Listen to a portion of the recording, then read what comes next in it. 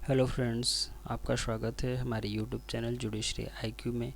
आइए आज हम लोग देखते हैं सुप्रीम कोर्ट का एक वर्डिक्ट, एक डिसीजन जो एससी और एसटी के सब क्लासिफिकेशन की बात करता है।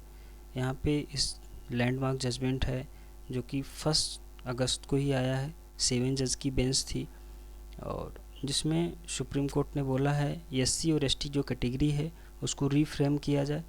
रीफ्रेम किया जाए करने के लिए जब से कॉन्स्टिट्यूशन बना हुआ है, इंट्रोड्यूस हुआ है, तब से अभी तक ऐसा नहीं हुआ था। रीफ्रेम की कोई बात नहीं की गई थी एससी और एसटी कैटेगरीज़ का, और लेकिन सुप्रीम कोर्ट ने इस डिसीजन में बोला है इसे रीफ्रेम किया जाए। रीफ्रेम कहें या फिर इसमें सब क्लासिफिकेशन की बात कर रहा है, बोल रहे हैं। सब क्लासिफिकेशन का मतलब यहाँ हो गया कि एससी और एसटी को कैटेगरी में सब क्लासीफाई किया जाए उनको, जिससे कि ये पता चल सके कि जो इंडियन कॉन्स्टिट्यूशन में रिजर्वेशन का बेनिफिट मिला हुआ है वो किसको मिलना चाहिए, एससी एसटी में किसको नहीं मिलना चाहिए। एससी एसटी में भी कुछ लोग ऐसे पद पर हैं जो कि उनको शायद अब रिजर्वेशन की ज़रूरत नहीं है, एक ठीक ठाक पोजीशन पर हैं, उन भी रिजर्वेशन जाति के आधार पे एससी और एसटी के बेस पे वो उनको रिजर्वेशन मिल रहा है। तो ये चीज़ देखने के लिए स्टेट गवर्नमेंट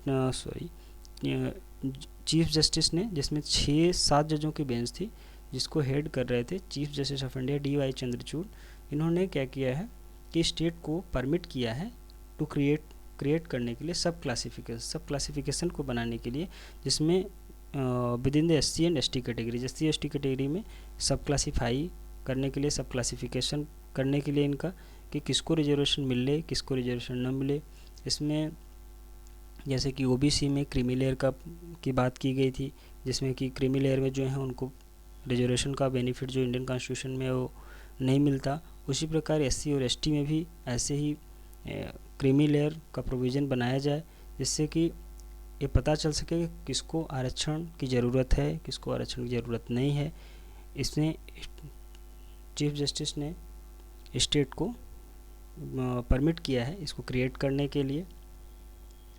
और इससे पहले एक जजमेंट आया हुआ था 2004 में, E V Chinnaiah versus state of Andhra Pradesh में, जिसमें एससी सुप्रीम कोर्ट ने इस केस में बोला था कि एससी एसटी जो लिस्ट है वो होमोजीनियस ग्रुप है, that can not be divided further, इसको डिवाइड नहीं किया जा सकता।